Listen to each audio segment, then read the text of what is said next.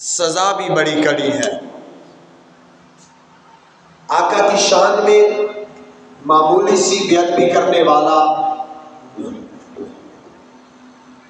دارہ اسلام سے خارج ہو جاتا ہے اور پھر وہ واجب القتل بن جاتا ہے،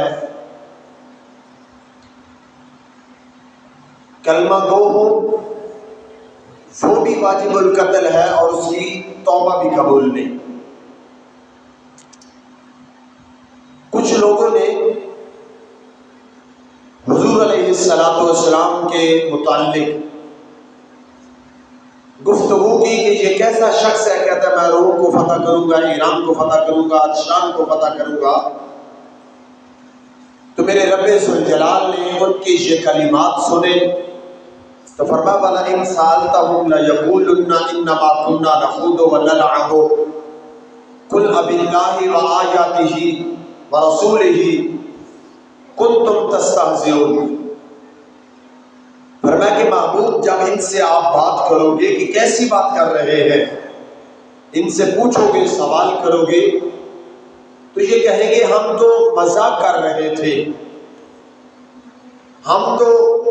شغل بنا رہے تھے، گفتگو کر رہے تھے، ٹھٹا مذاق بنا رہے تھے۔ فرمایا لا تعتذروا قد کفرتم بعد ایمانکم، بہانے نہ بناؤ میرے محبوب کی بارگاہ میں تم مذاق کرنے کی وجہ سے، سرکار کی بارگاہ میں مذاق کی صورت میں، مذاق کے انداز میں بے-ادبی کرنے کی وجہ سے تم دارہ اسلام سے خارج ہو گئے۔ اور پھر اللہ کریم نے فرمایا کہ ان الذین یؤذون اللہ ورسولہ لعنہم اللہ فی الدنیا والآخرہ۔ فرمایا کہ بے شک جو لوگ اذیت دیتے ہیں اللہ کو اور اذیت دیتے ہیں جناب محمد اور رسول اللہ کو، اب عقل سوال کرے گی کہ رسول اللہ علیہ السلام کی اذیت، آپ کی تکلیف، آپ کو پریشان کرنا یہ تو سمجھ میں آتا ہے، اللہ کو اذیت دینا، تکلیف دینا یہ سمجھ سے بالا تر ہے۔ فرمایا جو میرے محبوب کو اذیت دے، جو میرے شاعر کو تکلیف دے، میرے یار کو پریشان کرے، گویا یوں سمجھے جس طرح میں رب ذوالجلال کو اذیت دے رہا ہے۔ فرمایا لعنہم اللہ فی الدنیا والآخرہ، اللہ اور اس کے رسول کو اذیت دینے والے بندے پر اللہ کی اس دنیا میں بھی لعنت ہے، آخرت میں بھی لعنت ہے۔ اور مفسرین کرام نے لکھا ہے، مفسرین کرام لکھتے ہیں کہ اللہ کی لعنت دنیا و آخرت کے اندر کافروں کے ساتھ مختص ہے۔ وَأَعَدَّ لَهُمْ عَذَابًا مُهِينًا، اور ان کے لیے ذلت امیز عذاب تیار کر رکھا ہے۔ پتہ چلا کہ تحفظ ناموس رسالت اتنا اہم فریضہ ہے، اتنا اہم فرض اور ایک قرض ہے کہ بارگاہ رسالت مآب کے اندر معمولی سی ہلکی آواز بلند ہوئی یا ہلکا لفظ استعمال کیا تو رب کی بھی توہین بن گئی، محبوب کی بھی توہین بن گئی، سارے مومنین کائنات میں بچنے والے لوگوں کی بھی توہین بن گئی۔ اس سزا کی، اس جرم کی سزا بھی بڑی کڑی ہے۔ فرمایا وَأَعَدَّ لَهُمْ عَذَابًا مُهِينًا، ان کے لیے ذلت امیز عذاب تیار کر رکھا ہے۔ قوم ہود کے متعلق قرآن نے کہا وَأُتْبِعُوا فِي هَٰذِهِ لَعْنَةً وَيَوْمَ الْقِيَامَةِ، قوم فرعون جو کافر تھی، فرمایا وَأُتْبِعُوا فِي هَٰذِهِ الدُّنْيَا لَعْنَةً وَيَوْمَ الْقِيَامَةِ، اور ان آیات کریمہ کے ماتحت وَلَئِن سَأَلْتَهُمْ لَيَقُولُنَّ إِنَّمَا كُنَّا نَخُوضُ وَنَلْعَبُ، اس آیت کریمہ کے ماتحت الصارم المسلول کے اندر ابن تیمیہ جو دوسرے حضرات کے نزدیک بڑی عظیم شخصیت ہے، بہت بڑا پائے کا عالم ہے،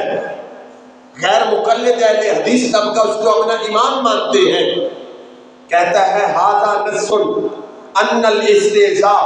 باللہ وآیاتہ ورسولہ کفر فسب المقصود بطریق الاولا، فرمایا کہ جو بندہ محبوب علیہ السلام کی بارگاہ میں مذاق کرتا ہے، مذاق میں بے ادبی کرتا ہے، فرمایا مذاق میں بے ادبی کرنا جب کفر ہے، فسب المقصود بطریق الاولا، جو جان بوجھ کے گستاخی کرے گا یہ بطریق اولا کفر بن جائے گا۔ تحفظ ناموس رسالت کا انداز دیکھو، حضور علیہ السلام کی شان میں مذاق کے انداز میں نازیبا کلمہ بولنا، طنز کرنا، ٹھٹھا بنانا، اگر مذاق کے انداز میں کفر ہے تو جان بوجھ کے جو گستاخی کرے گا، بے ادبی کرے گا، یہ بطریق اولا کفر بن جائے گا۔ اب آئیے بات کو آگے بڑھانے کے لیے میں ایک اور آیت کریمہ کا سہارا لینا چاہتا ہوں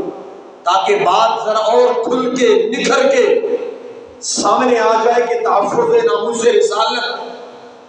یہ کتنا اہم فریضہ ہے، اور اللہ کریم نے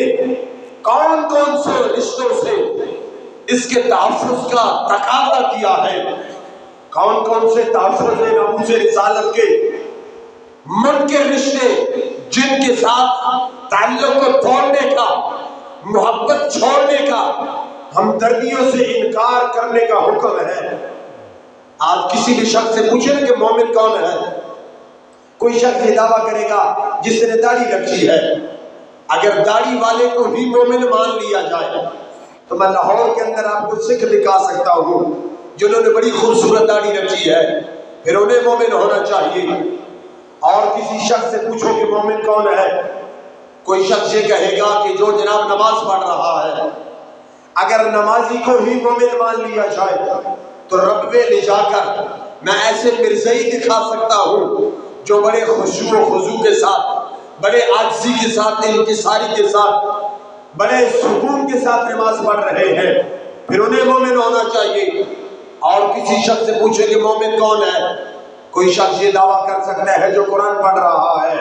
حالانکہ قرآن خود کہتا ہے یضل بہ کثیرا ویہدی بہ کثیرا، ڈھیر سارے لوگ ایسے ہیں جو مجھے پڑھ کے ہدایت پاتے ہیں، اور ڈھیر سارے لوگ ایسے ہیں جو مجھے پڑھ کے گمراہ ہو جاتے ہیں۔ اب عقل تڑپے گی، بھڑکے گی، آپ لوگ سوال کریں گے کہ جناب ظاہری طور پہ مومن کی جو نشانیاں ہیں، نماز پڑھنا، تلاوت کرنا، ذکر کرنا، تہجد پڑھنا، داڑھی رکھنا، یہ سب کو ریجیکٹ کر دیا۔ میں نے کہا ٹھیک ہے، جو جس نے داڑھی رکھی ہے، جو نماز پڑھ رہا ہے، جو تلاوت کر رہا ہے، جو ذکر میں مصروف ہے، جو شب و روز